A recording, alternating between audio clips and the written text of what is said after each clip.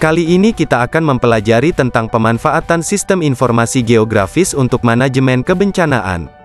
Manajemen bencana menurut Undang-Undang Nomor 24 Tahun 2007, adalah suatu proses dinamis, berlanjut dan terpadu untuk meningkatkan kualitas langkah-langkah yang berhubungan dengan observasi dan analisis bencana serta pencegahan, mitigasi, kesiapsiagaan, peringatan dini, penanganan darurat, rehabilitasi dan rekonstruksi bencana. Pada gambar berikut dapat kita lihat siklus dalam manajemen bencana. Berdasarkan kejadian bencana yang terjadi terdapat beberapa proses diantaranya adalah pra-bencana dan pasca bencana. Upaya pengurangan resiko bencana pada tahap pra-bencana dilakukan perencanaan dan sistem peringatan dini.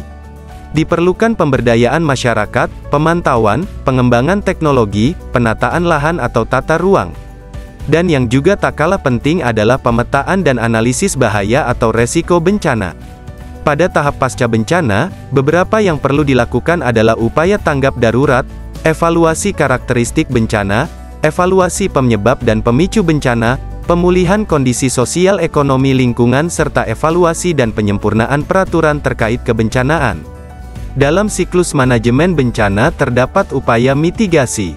Upaya mitigasi bencana merupakan usaha untuk mencegah atau mengurangi kerugian akibat bencana atau mengurangi risiko terjadinya bencana. Mitigasi dilakukan sesaat setelah bencana, hingga sebelum terjadinya bencana berikutnya. Tahapan mitigasi terdiri dari tahap persiapan, tahap tanggap darurat atau respons, dan tahap rehabilitasi. Setiap tahap ini ada banyak rencana atau tindakan yang harus dilakukan oleh pihak-pihak tertentu. Dalam kegiatan mitigasi bencana, sistem informasi geografis memiliki peranan penting. Pemanfaatan sistem informasi geografis dalam manajemen bencana saat ini sangat penting. Sebagai salah satu contoh, pemanfaatan sistem informasi geografis dalam mitigasi bencana gempa bumi. Dilakukan pemetaan daerah mana yang masuk rawan bencana gempa bumi. Proses yang dilakukan adalah menggali sejarah kebencanaan pada wilayah tersebut, mengkaji kondisi geologi daerah pada masa kini dan litologi atau batuan apa yang ada di tempat tersebut. Pada program pemetaan ini, ahli geologi mengambil peran terpenting dalam menentukan daerah atau lokasi mana yang paling rawan terkena bencana gempa bumi. Pada gambar berikut dapat kita lihat peta kerentanan gempa bumi di daerah sekitar kota Yogyakarta. Berdasarkan peta kita bisa melihat mana wilayah yang memiliki kerentanan sangat tinggi terhadap gempa bumi, kerentanan tinggi, kerentanan sedang, dan kerentanan rendah.